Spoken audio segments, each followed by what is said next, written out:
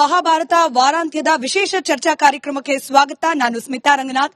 ಇವತ್ತಿನ ಮಹಾಭಾರತ ವಿಶೇಷ ಚರ್ಚಾ ಕಾರ್ಯಕ್ರಮದಲ್ಲಿ ನಮ್ಮ ರಾಜಕೀಯ ಪದ್ಧತಿಯಲ್ಲಿ ನ್ಯೂ ನಾರ್ಮಲ್ ಅನ್ನೋ ರೀತಿಯಲ್ಲಿ ಆಗ್ಬಿಟ್ಟಿರುವ ಈ ಅವಹೇಳನ ಸಂಸ್ಕೃತಿ, ಇದು ನಿಜವಾಗ್ಲೂ ಕೂಡ ಅನಿವಾರ್ಯನ, ಅವಶ್ಯಕತೆನ? ಯಾವುದೋ ಒಂದು ಪಕ್ಷಕ್ಕೆ ಸೀಮಿತವಾದ ಚರ್ಚೆ ಇದಾಗಿರೋದಿಲ್ಲ. ಹೌದು, ನ್ಯೂಸ್ ಪೇಗ್ ಇರೋದು. ಅಂದ್ರೆ ಇವತ್ತಿನ ಚರ್ಚೆಗೆ ಕಾರಣವಾಗಿರೋದು ಮಲ್ಲಿಕಾರ್ಜುನ್ ಖರ್ಗೆ ಅವರು ಪ್ರಧಾನಿ ನರೇಂದ್ರ ಮೋದಿ ಅವರನ್ನ ಭಯೋತ್ಪಾದಕ ಅಂತ ಕರೆದ ವಿಚಾರ. ಆದ್ರೆ ಬೇರೆ ಎಲ್ಲಾ ಪಕ್ಷಗಳು ಕೂಡ ಏನು ಈ ಪಟ್ಟಿಯಲ್ಲಿ ಹಿಂದೆ ಉಳಿದಿಲ್ವಲ್ಲ. ತಮ್ಮ ರಾಜಕೀಯ ಪ್ರತಿಸ್ಪರ್ಧಿಯನ್ನ ಟೀಕಿಸುವ ಬರದಲ್ಲಿ ಬಳಕೆ ಮಾಡ್ತಾ ಇರುವ ಪದಗಳು, ವೈಯಕ್ತಿಕ ನಿಂದನೆ, ವೈಯಕ್ತಿಕ ದ್ವೇಷಪೂರಿತ ಪದಗಳ ಪ್ರಯೋಗ, ಇದೆಲ್ಲವೂ ಕೂಡ ನಮ್ಮ ಭಾರತದ ರಾಜಕೀಯ ಪರಂಪರೆಗೆ ನಿಜವಾಗ್ಲೂ ಅನಿವಾರ್ಯವಾಗ್ಬಿಟ್ಟಿದೆಯಾ? ಪರಸ್ಪರ ಟೀಕಿಸುವ ಭರದಲ್ಲಿ ಇದೆಲ್ಲವನ್ನ, ದ್ವೇಷಪೂರಿತವಾದ ಪದ ಬಳಕೆಯನ್ನ ಕಾಮನ್ ಅನ್ನೋ ರೀತಿಯಲ್ಲಿ ನಮ್ಮ ರಾಜಕೀಯ ಮುಖಂಡರು ಮಾಡ್ಕೊಂಡ್ಬಿಟ್ಟಿದ್ದಾರಾ? ಇದು ಬದಲಾಗೋದೇ ಇಲ್ವಾ? ಹೋಗ್ಲಿ, ಇದರಿಂದ ರಾಜಕೀಯ ಲಾಭ ನಿಜವಾಗ್ಲೂ ಆಗತ್ತಾ? ಈ ಎಲ್ಲಾ ಪ್ರಶ್ನೆಗಳಿಗೆ ಉತ್ತರವನ್ನ ಕಂಡುಕೊಳ್ಳೋ ಪ್ರಯತ್ನವನ್ನ ಇವತ್ತಿನ ಮಹಾಭಾರತ ಚರ್ಚಾ ಕಾರ್ಯಕ್ರಮದಲ್ಲಿ ಮಾಡ್ತಾ ಹೋಗೋಣ.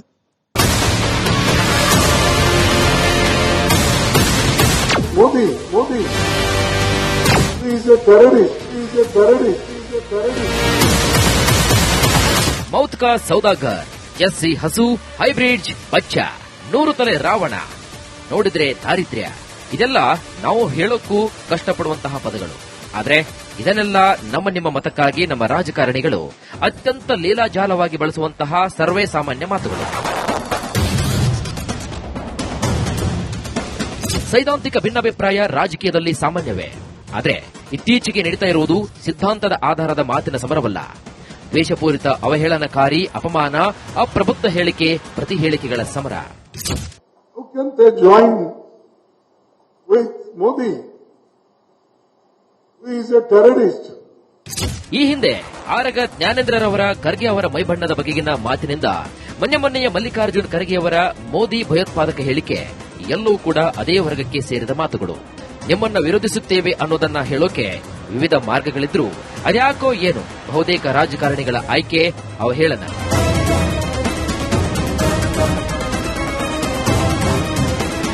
ಇಂತಹ ಮನಸ್ಥಿತಿಗೆ ಕಾರಣವೇನು? ಇದರಿಂದ ಆಗೋ ಲಾಭವಾದರೂ ಏನು? ಅವಹೇಳನಕಾರಿ ಪದಪ್ರಯೋಗ ಅನಿವಾರ್ಯನ? ಬನ್ನಿ ಚರ್ಚೆ ಮಾಡೋಣ. ಇವತ್ತಿನ ಚರ್ಚೆಯಲ್ಲಿ ಕಾಂಗ್ರೆಸ್ ವಕ್ತಾರರಾದ ನಟರಾಜ್ ಗೌಡ್ರಿದ್ದಾರೆ, ಬಿಜೆಪಿ ವಕ್ತಾರರಾದ ಚಂದ್ರಶೇಖರ್ ಅವರಿದ್ದಾರೆ, ಹಿರಿಯ ಪತ್ರಕರ್ತರು ಹಾಗೆ ರಾಜಕೀಯ ವಿಶ್ಲೇಷಕರಾದ ಇಟ್ನಾಳ್ ಸರ್ ಇದ್ದಾರೆ. ನಮಸ್ಕಾರ, ಮೂವರಿಗೂ ಕಾರ್ಯಕ್ರಮಕ್ಕೆ ಸ್ವಾಗತ.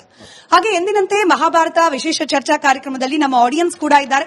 ನಮಸ್ಕಾರ, ಎಲ್ಲರಿಗೂ ಕಾರ್ಯಕ್ರಮಕ್ಕೆ ಆತ್ಮೀಯವಾದ ಸ್ವಾಗತ. ನಟರಾಜ್ ಗೌಡ್ರೆ, ತಮ್ಮಿಂದಲೇ ಕಾರ್ಯಕ್ರಮವನ್ನು ಪ್ರಾರಂಭ ಮಾಡ್ತಾ, ಭಯೋತ್ಪಾದಕ ಅಂದ್ರೆ ಇನ್ ಜನರಲ್ ನಮ್ಮೆಲ್ಲರಿಗೂ ಗೊತ್ತಿರೋ ಹಾಗೆ ಯಾರು ಭಯವನ್ನ ಉಂಟು ಮಾಡ್ತಾರೋ ಅವರು ಭಯೋತ್ಪಾದಕ.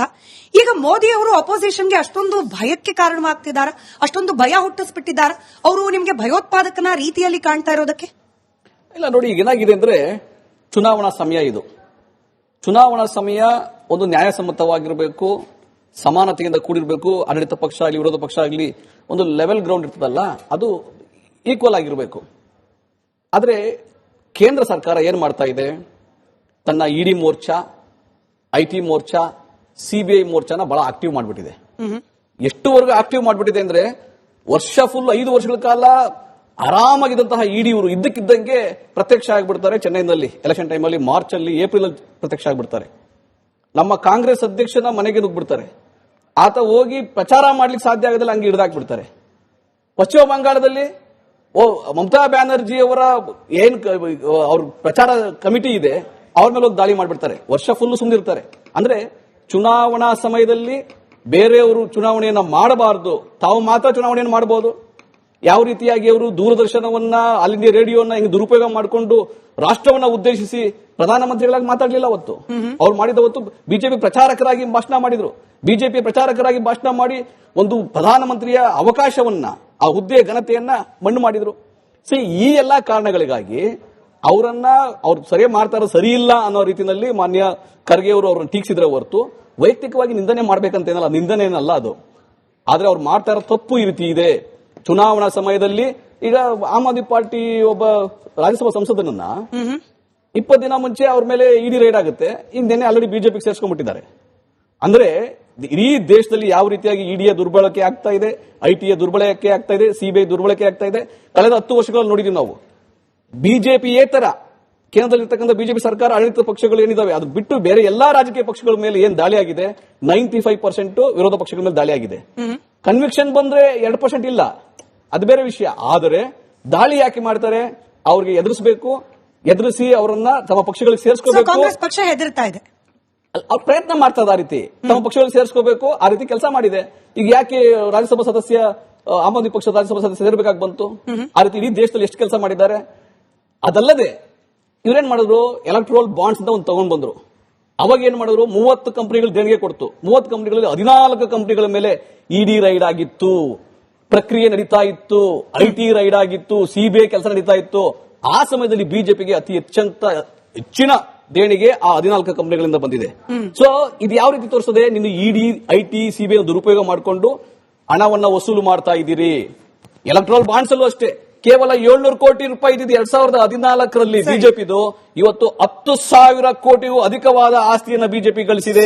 ಈ ಎಲ್ಲಾ ಪ್ರಕ್ರಿಯೆಗಳಿಗೆ ಪೂರಕವಾದ ಪದ ಅಥವಾ ಇದೆಲ್ಲವನ್ನ ಎಕ್ಸ್ಪ್ಲೇನ್ ಮಾಡೋ ಪದ ಅಂದ್ರೆ ಭಯೋತ್ಪಾದನೆ ಅಥವಾ ಭಯೋತ್ಪಾದಕ ಮೋದಿ ಅನ್ನೋದು ಅಲ್ಲ. ಅದು ಅದಕ್ಕಿಂತ ಬೇರೆ ಪದಗಳು ಉಪಯೋಗಿಸಬಹುದಾಗಿತ್ತು. ಅಂದ್ರೆ ಮೋದಿ ಮಾಡ್ತಾ ಇರೋದು ಅನಾಚಾರ, ಅವ್ಯವಹಾರ, ಭ್ರಷ್ಟಾಚಾರ, ಇವೆಲ್ಲಕ್ಕೂ ಪರ್ಯಾಯವಾಗಿ ಏನಾದ್ರು ಪದಗಳು ಹೇಳ್ಬೋದೇನೋ ಗೊತ್ತಿಲ್ಲ ನನಗೆ. ಆದರೆ ಈ ದೇಶದಲ್ಲಿ 10 ವರ್ಷಗಳಿಂದ ಆಗಿರತಕ್ಕಂತಹ ಅನಾಚಾರ, ಭ್ರಷ್ಟಾಚಾರ ಮೋದಿ ನೇರವಾಗಿ ಕಾನೂನುಬದ್ಧವಾಗಿ ಮಾಡ್ತಾ ಇರತಕ್ಕಂಥದ್ದು, ಎಲ್ಲ ದುರುಪಯೋಗ ಮಾಡ್ಕೊಂತಾ ಇರೋದು ಬಹಳ ಅದು ಖಂಡಿತವಾಗಿ ಕಾಣ್ತಾ ಇದೆ.